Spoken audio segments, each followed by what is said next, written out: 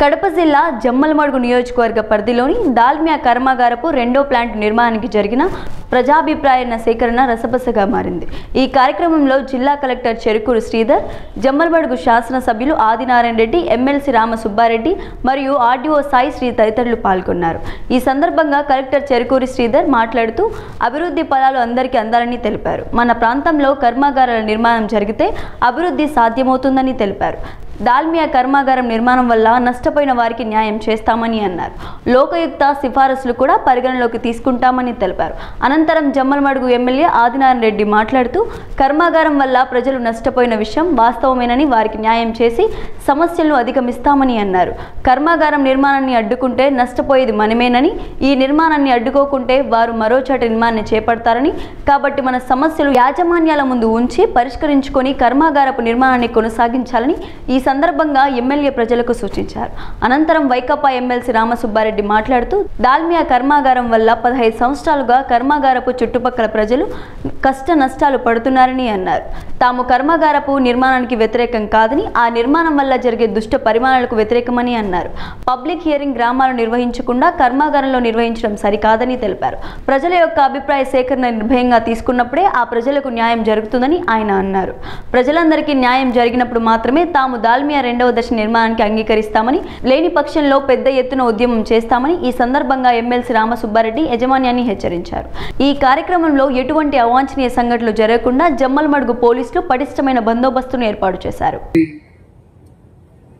రావాలి అని అంటే అభివృద్ధి రావాలి, అందరికీ కూడా మనకి అభివృద్ధి అనేది రావాలి. ప్రతి గ్రామానికి రావాలి, ప్రతి జిల్లాకి రావాలి, ప్రతి కుటుంబానికి రావాలి. కానీ ఆ వచ్చే అభివృద్ధి ఆ కుటుంబాలకి తరతరాలుగా నిలబడిపోయేటట్టే ఉండాలి అంతే తప్పించి ఎవరికో కొంతమందికి మాత్రం లబ్ధి చేకూరుస్తూ కొంతమందికి ఇబ్బంది పడే పరిస్థితి రాకూడదు.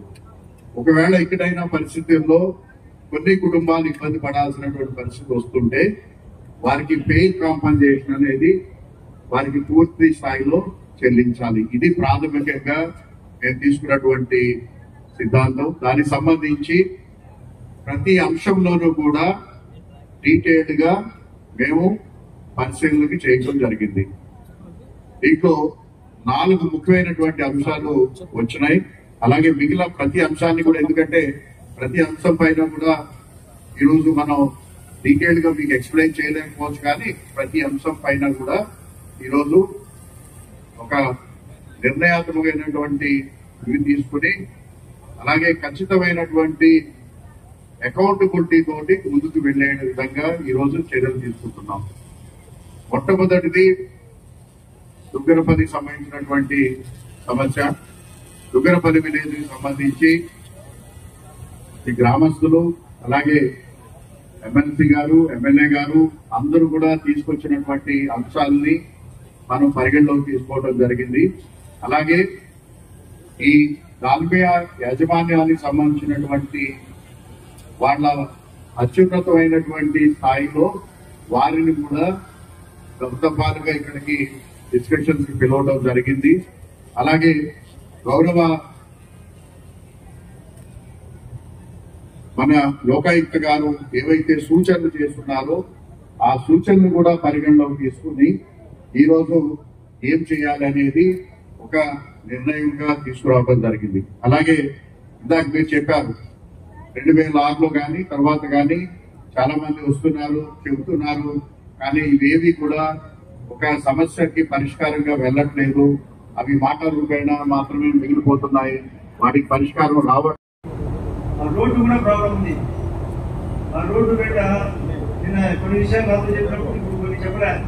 రైల్వే ఓవర్ బ్రిడ్జి ఏర్పాటు కావాలని అడిగారు. రైల్వే ట్రాక్ ఎప్పుడు పదే ఇబ్బంది అయింది. కాబట్టి నేను చెప్పే సూచన అయితే అక్కడ నుంచి రోడ్డు పెద్ద చేయాలి. నవాపేట ఏదైతే దాల్మియా ఫ్యాక్టరీకి తూర్పు వైపున ఉండే రోడ్డు కూడా వెడల్పు చేస్తే ఆటోమేటిక్ గా రైల్వే అండర్ బ్రిడ్జ్ కానీ ఓవర్ బ్రిడ్జ్ కానీ ఏర్పాటు చేయడం చాలా సులభంగా ఉంటుంది. దానికి తోడు రేపు రాబోయే రోజుల్లో ఖచ్చితంగా మైన్స్ దిగువడం వైపు పొందాయి కాబట్టి దానికి కూడా రోడ్డు ఏర్పాటు చేస్తే పరిష్కారం అవుతుంది. ఆ దుకాణం షిఫ్ట్ చేయాల్సిన అవసరం 100% ఉంది. అదే కాకుండా వాళ్ళ ఉద్యోగం కల్పన కానీ స్కిల్ సెంటర్ ఏర్పాటు కానీ, ఆ స్కిల్ సెంటర్ ఏర్పాటు వలన కొన్ని ఉద్యోగ అవకాశాలు పెరుగుతాయి. అదే కాకుండా స్కూల్ ఎడ్యుకేషన్ లో వాళ్ళందరికీ రాయితీలు ఇవ్వాల్సిన అవసరం ఉంది. ఈ 4 పల్లెలకు రావంచిపట్నం కానీ, చిన్నకొమ్మల కానీ, దుర్గాపల్లె కానీ, నవాపేట కానీ భూములు కొనుక్కునే ప్రతి ఒక్కరికి చేసార్ కాలం మెయింటైన్ చేయాల్సిన అవసరం కూడా ఉంది. డిఎంఎఫ్ కాలం అవసరం ఉంది. కాబట్టి వీటిని దృష్టిలో పెట్టుకొని వాళ్ళ కోరికలు నిజమైన కోరికలు కాబట్టి ఖచ్చితంగా యాజమాన్యం మీకు లిఖితపూర్వకంగా మీరు చాలా విషయాలు చెప్పినారు. మాకు లిఖితపూర్వకంగా ఇవ్వాలని వాళ్ళతో లిఖితపూర్వకంగా ఇచ్చినది వాళ్ళకందరికీ డిస్ప్లే చేసి ఖచ్చితంగా మేము చెప్తాం అని వాళ్ళతో చెప్పిస్తే ఈ యొక్క మొత్తం విషయం అందరికీ సామరస్యంగా ఉంటుందనేది నా అభిప్రాయం. ఫ్యాక్టరీ పెట్టకుంటే కాదు, ఫ్యాక్టరీ పెట్టాల్సిందే. ఎందుకంటే ఇది చాలా విలువైన ఫ్యాక్టరీ. వాళ్ళు ఏమాత్రం తొందర పడితే వాళ్ళు వేరే ప్రాంతానికి పోయి పెట్టుకోగలరు. అని ఉన్న ఫ్యాక్టరీలో ఉండే లోపాలు సర్దిద్ది కొత్త ఫ్యాక్టరీలో ఏ సమస్య రాకుండా పరిష్కారం కోసం జిల్లా కలెక్టర్ గారికి పూర్తిగా ఇంతకుముందు కూడా ఆయన మీరు ఇండస్ట్రీలో కమిషనర్ గా పనిచేశారు కాబట్టి ఆ యొక్క ఆలోచనలు అదే కాకుండా సార్ మీకు ముఖ్యంగా సూచన పక్కన ఫ్యాక్టరీలు ఉన్నాయి. దువారి కానీ, ఐసీఎల్ కానీ, ఇక్కడ పక్కన రాంకో కానీ, భారతీయ ఫ్యాక్టరీ కానీ వాళ్ళలో ఏ సూచనలు బాగుంటాయో ఆ సూచనని ఇక్కడ అమలు చేయాలి. వాళ్ళకి ఉద్యోగాలు ఎక్కువ ఇచ్చినారు, అదే ఉద్యోగాలు ఇక్కడ ఎక్కువ చేయాలి. అక్కడ కొన్ని వసతులు ఏర్పాటు చేశారు, ఆ వసతులు ఇక్కడ ఏర్పాటు చేయాలి. అదే కాకుండా వాళ్ళు డిఎంఏ ఎక్కువస్తే వాళ్ళ రేషియో ప్రకారం వీళ్ళు డిఎంఏ చేయాలి. వాళ్ళు సిఎస్ఆర్ ఎక్కువ మెయింటైన్ చేస్తే వీళ్ళు సిఎస్ఆర్ మెయింటైన్ చేయాలి. కాబట్టి ఇన్ని దృష్టిలో పెట్టుకొని మీరు ఈ యొక్క పాత అనుభవం, ఈ యొక్క అనుభవం, ఈ యొక్క దీంట్లో ఏదైతే ఈ రోజు అందరూ కొందరు మేధావులు కూడా చెప్పారు, పత్రికా విలేకరులు ఉన్నారు, అందరి అభిప్రాయాలు సేకరణ తీసుకొని నేను కూడా వినతి పత్రం మాదిరి సబ్మిట్ చేస్తాను. దాన్ని దృష్టిలో పెట్టుకొని ముఖ్యంగా రాత్రి కూడా నేను దుర్గాపల్లికి వచ్చినప్పుడు 46 ఏర్పాటు చేయడం వల్లనే ఈ పబ్లిక్ హీరింగ్ లో అక్కడున్న అధికార యంత్రాంగం తప్పు చేయడం వల్ల, దాని యంత్రాంగం తప్పు చేయడం వల్ల వంకలు వాగులు కట్టడం వల్ల ఈ సమాచారం వచ్చినాయి.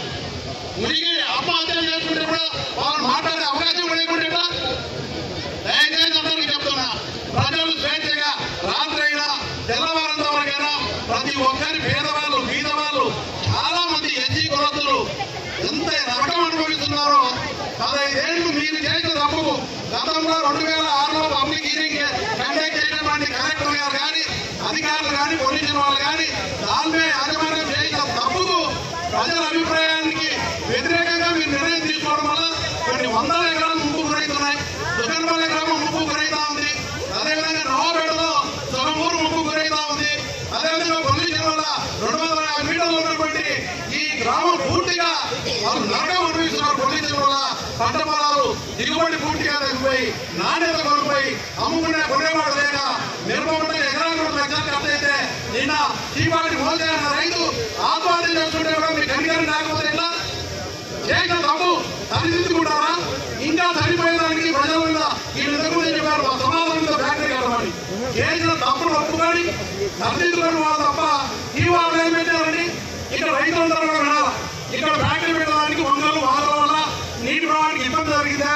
మీ గ్రామాలకు ఏమన్నా ఇబ్బందా? మీ పొలాలకు ఇబ్బంది అంటే అదేవిధంగా టీ వాళ్ళు దాని యాజమాన్యం ఫారెస్ట్ ఎన్విరాన్మెంటల్ క్లైమేట్ చేంజ్ వాళ్ళకి అప్లికేషన్ పెడితే ఇక్కడ ఏ సమస్య లేదని పెడతారా? ఇంత గుడ్డిగా ఇంత తప్పుడు రిపోర్టుతో మీరు మీటింగ్ ఏర్పాటు చేస్తారా?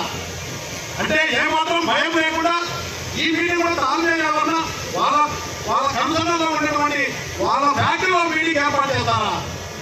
ప్రజలు మాట్లాడాలనుకుంటారా? లేకుంటే మీ ఇష్ట ప్రకారం తానే చేసిన తప్పును మీరు కూడా కప్పిపుచ్చి ఇలా సమాజం మీద మళ్ళీ ఫ్యాక్టరీ కట్టాలని ఇక్కడ కండక్ట్ చేసి మీటింగ్ చేసి అధికారులు ఏమైనా ఆలోచిస్తున్నారా?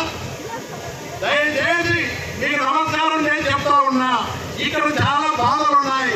ఆత్మహత్యలు చేసుకునే పరిస్థితి ఒక్క రోజు కాదు, ఒక్క 2006లో ప్రజలు వ్యతిరేకించి వందలు వాదనలు అడ్డంగా ఇక్కడ ఫ్యాక్టరీ కడితే చాలా నష్టపోతామని చెప్పారు.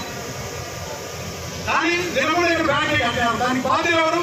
అప్పుడు కండక్ట్ చేసిన అధికార యంత్రాంగం, అదేవిధంగా దానికి బాధ్యులైన దాని యాజమాన్యం. అదే ఫ్యాక్టరీ ఎంత ధైర్యంతో ఇక్కడ ఏ సమస్య లేదు, ఒక ఎకరం మునగట్లేదు, ఊళ్ళోకి నీళ్లు రావట్లేదు, పొల్యూషన్ వల్ల ఏ నష్టం లేదని ఇన్ని తప్పులు చేసి ధైర్యంగా మళ్ళీ ఏ సమస్య లేదని చెప్పి ఇంత అన్యాయం చేసినటువంటి ఫ్యాక్టరీ మళ్ళీ ఇక్కడికి వచ్చి మీరు ప్రజలు మాట్లాడలేకపోతే వాళ్ళ బాధ ఎవరు చెప్పుకోవాలా?